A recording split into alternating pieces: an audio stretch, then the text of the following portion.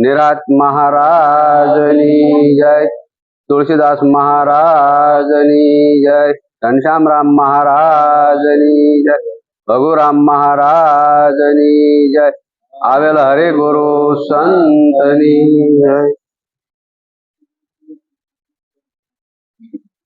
પ્રથમ પહેલા તો જ્ઞાની મહાપુરુષોની આપણે જય બોલવી ને જય એટલે તરત હૃદયનું કમાડ ખુલ્લું થવા મળી જાય. પણ જો જય બોલાય તો, પણ બોલવી જ નહીં એટલે મૂંગું મૂંગું રહે એમને.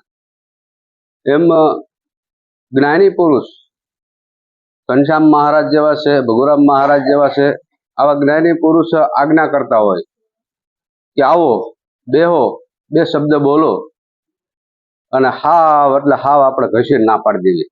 ના ના ના ના ના ના એટલે નાના નાના ઠીક છે, પણ બે શબ્દ બોલો તો વધારે સારું. એમ પેલું કઈક કહે છે ને કે બોલ્યા વગર કે તમારા બોર નહીં ખપે. એમ બોર એટલે શબ્દ, કંઈક તમે બોલો ને તો કંઈક આડોળે એની ખપે થાય છે, એમ શબ્દની. એમ જ્ઞાની પુરુષો આપણને શબ્દ આપે છે અને શબ્દની હારી જ વાતું છે. પણ આયા કણે અમુક જ્ઞાની મહાપુરુષોએ વાણી મૂકી છે. ઘણા બધા મહાપુરુષોએ પોતાની રાત દિવસ મહેનત કરી અને વાણી એને પુસ્તક બનાવી મૂક્યા છે આપણી સારું. એ દેહ તો વિલય થઈ ગયા, છતાં એ શબ્દ આપણે લ્યો એટલે તરત આપણને એમ થાય કે આ હાજર જ છે.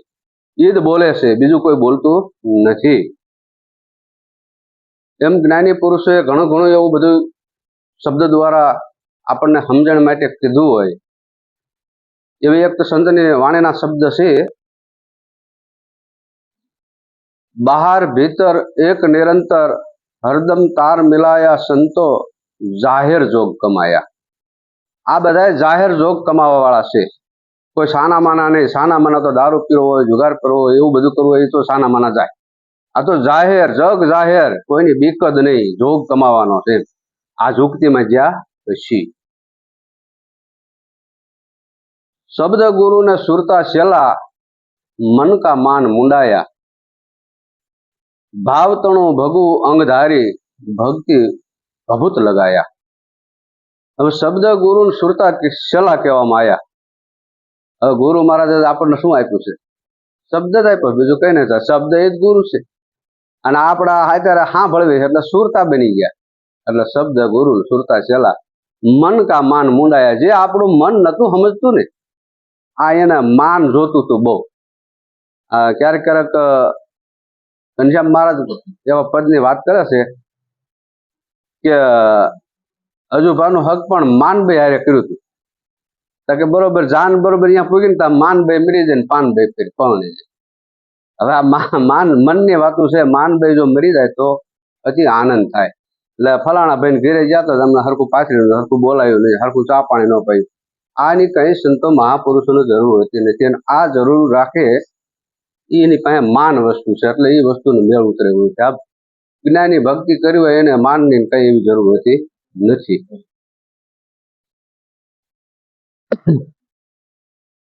ઝરણા જંજીર મેર માતંગા,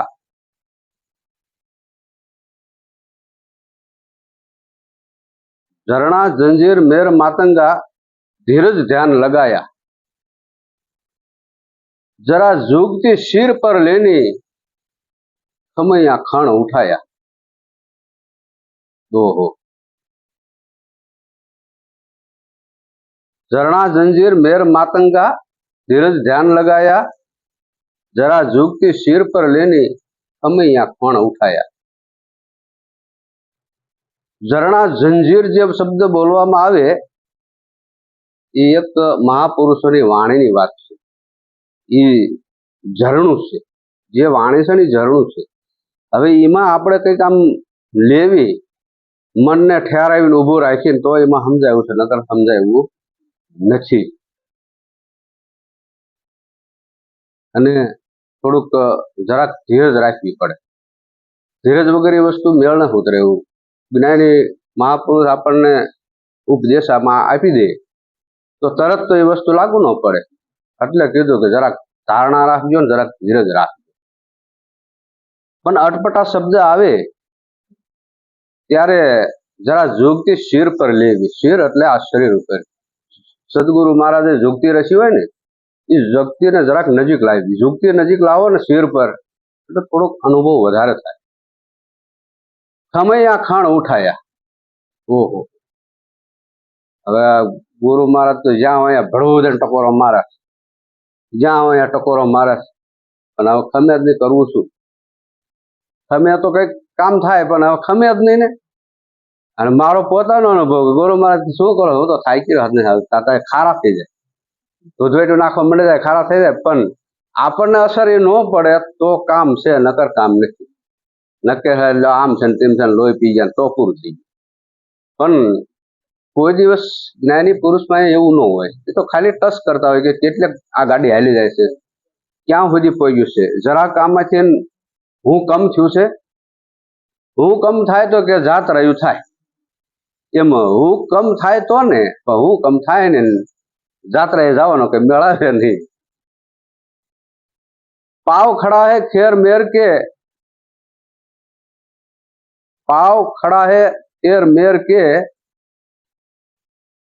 सत का सोटा बनाया. पाव खड़ा है खेर मेर के सत का सोटा बनाया. कबूदी कुत्ता को मार हटाया.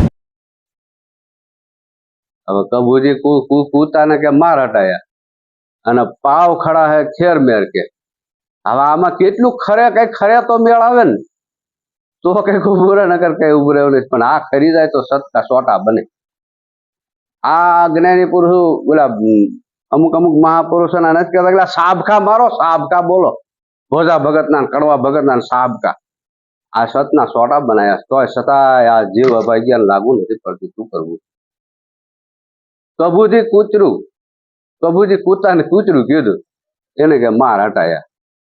હવે કબૂજી આપણામાંથી ભાગી જાય તો સારું જ કહેવાય ને, બહુ સારું કહેવાય. જ્ઞાની પુરુષ આપણને જરાક તો એવું સમજણ આપે અને કબૂજી ભાગી જાય તો જીવન સુધારો થવા માંડી જાય.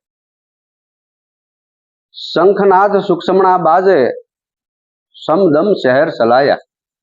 શંખનાદ સૂક્ષ્મણા બાજે સમદમ શહેર સલાયા. લક્ષ લંગોટા બાંધી કમર પર શેલ સે વન હટાયા.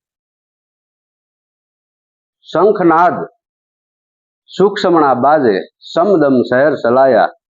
જ્યારે આપણે આમ તો ખાઈએ ને બસ ધરાવી એટલે એક શંખ વાગે છે, એક શંખ વાગે છે, ન્યા કણે શંખનાદ સૂક્ષ્મણા બજાય.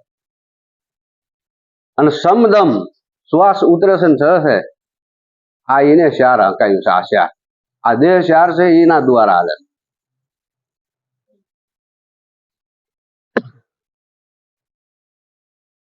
લક્ષ લંગોટા બાંધી કમર પર શેલ સે વન હટાયા.